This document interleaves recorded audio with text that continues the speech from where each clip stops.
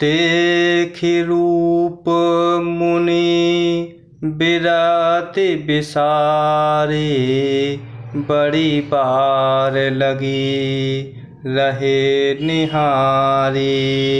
लक्षण तासु बिलोकि भुलाने, हृदय हरस नहीं प्रगट बखाने।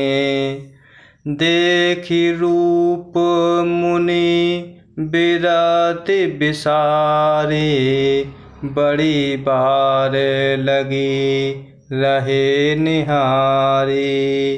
लक्षण तासु बिलोकि भुलाने, हृदय हरस नहीं प्रगट बखाने। उसके रूप को देखकर मुनि वैराग्य भूल गए और बड़ी देर तक उसकी ओर देखते ही रह गए। उसके लक्षण देखकर मुनि अपने आप को भी भूल गए और हृदय में हर्षित हुए, पर प्रकट रूप में उन लक्षणों को नहीं कहा।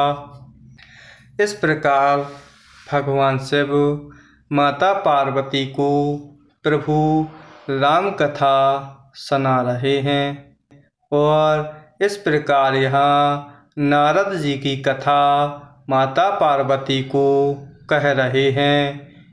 इस प्रकार नारद जी उस मायावी नगरी में जाते हैं, जहाँ राजा द्वारा नारद जी को वंदन करके आसन देते हैं और राजा विनयपूर्वक पुत्री के गुण दोषों को बताने के लिए कहते हैं। तब नारद जी पुत्री के रूप को देखकर मुनि वैराग्य भूल जाते हैं और बड़ी देर तक उसकी ओर ही निहारते रहते हैं। इस प्रकार राजा की पुत्री के लक्षण देखकर मुनि अपने आप को ही भूल जाते हैं और हृदय में अति आनंदित होते हैं, पर प्रकट रूप में अंतःकरण के भावों को नहीं कहते हैं। जो यही बरई अमर सोई होए, समर भूमि तेहि जीत न कोई। से वहीं सकल चराचर ताहि, बरई शील निधि कन्या जाहि। जो यही बरई अमर सोई होई, समर भूमि तेहि जीति न कोई। से वहीं सकल चराचर ताहि, बरई शील निधि कन्या जाहि। लक्षणों को सोचकर वे मन में कहने लगते हैं कि जो इसे ब्याहेगा वह अमर हो जाएगा और रणभूमि में कोई उसे जीत ना सकेगा। यह शीलनिधि की कन्या जिसको बरेगी वह चर अचर जीव उसकी सेवा करेंगे। इस प्रकार नारद जी उस कन्या का हाथ देखते हैं।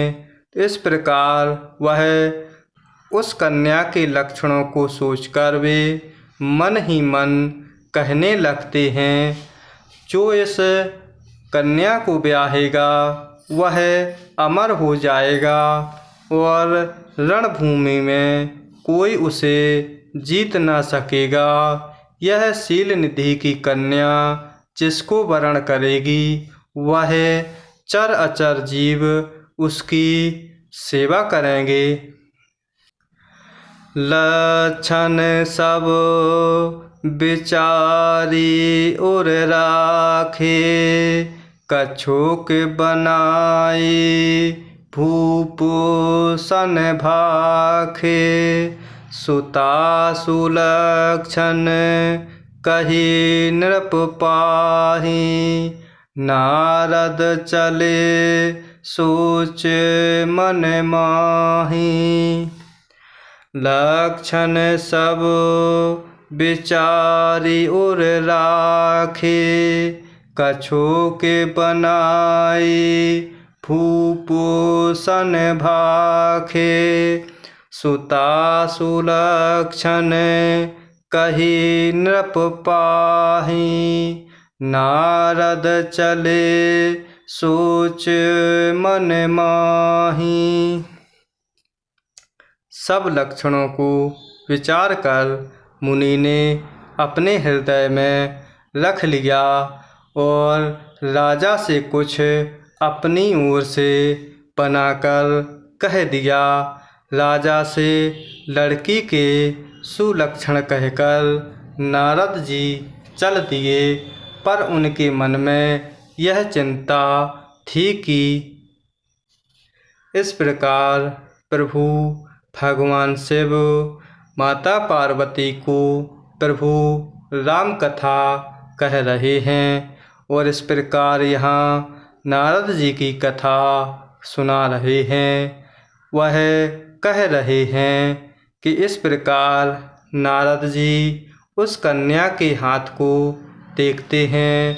इस प्रकार सब लक्षणों को विचार कर मुनि अपने हृदय में रख लेते हैं, अर्थात वह कुछ नहीं बताते हैं और राजा से कुछ अपनी ओर से बनाकर बातें कह देते हैं। इस प्रकार राजा से लड़की के सुलक्षण कहकर नारद जी चल देते हैं, पर उनके मन में यह चिंता होती है। करऊँ जाए सोई जतन विचारी। जेहि प्रकार मोहि पर कुमारी। जप तप कछु ना होई तेहि काला। हे विधि मिलई कवन विधि बाला। करो जाए सोई जतन विचारी। जेहि प्रकार मोहि पर कुमारी। जप तप कछु ना होई तेहि काला। हे विधि मिलई कवन विधि बाला। मैं जाकर सोच विचार कर अब वही उपाय करूं जिससे यह कन्या मुझे ही वरे। इस समय जप तप से तो कुछ हो नहीं सकता। हे विधाता, मुझे यह कन्या किस तरह मिलेगी। इस प्रकार भगवान शिव माता पार्वती को प्रभु राम कथा कह रहे हैं और यहाँ नारद की व्यथा बता रहे हैं। इस प्रकार नारद जी उस कन्या के बारे में विचार करते हुए सोचते हैं, अब वही उपाय करूं जिससे यह कन्या मुझे ही वरण करे। इस समय जप और तप से कुछ नहीं हो सकता। हे प्रभु, मुझे यह कन्या किस तरह मिलेगी। इस प्रकार नारद जी नाना प्रकार की बातें मन में विचार करते हैं। यही अवसर चाहे परम शोभा रूप विशाल। जो बिलोक रीझे कुंवारी तब मैं ले जयमाल।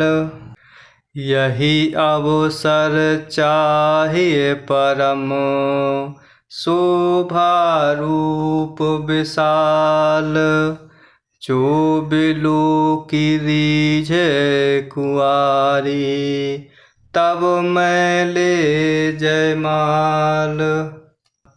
इस समय तो बड़ी भारी शोभा और विशाल अर्थात सुंदर रूप चाहिए, जिसे देखकर राजकुमारी मुझ पर रीझ जाए और तब जयमाला मेरे गले में डाल दे। इस प्रकार प्रभु भगवान शिव माता पार्वती को प्रभु राम कथा कह रहे हैं, जिसमें नारद कथा का बड़े ही सुंदर भावों से वर्णन कर रहे हैं। किस प्रकार कह रहे हैं कि नारद जी अपने मन में नाना प्रकार से सोचते हैं और इस प्रकार कह रहे हैं, सोच रहे हैं कि इस समय तो बड़ी भारी शोभा और विशाल सुंदर रूप चाहिए, जिसे देखकर राजकुमारी मुझ पर रीझ जाए और तब वह राजकुमारी जयमाला मेरे गले में डाल दे। इस प्रकार वह नारद जी नाना प्रकार के विचार सोचते हैं।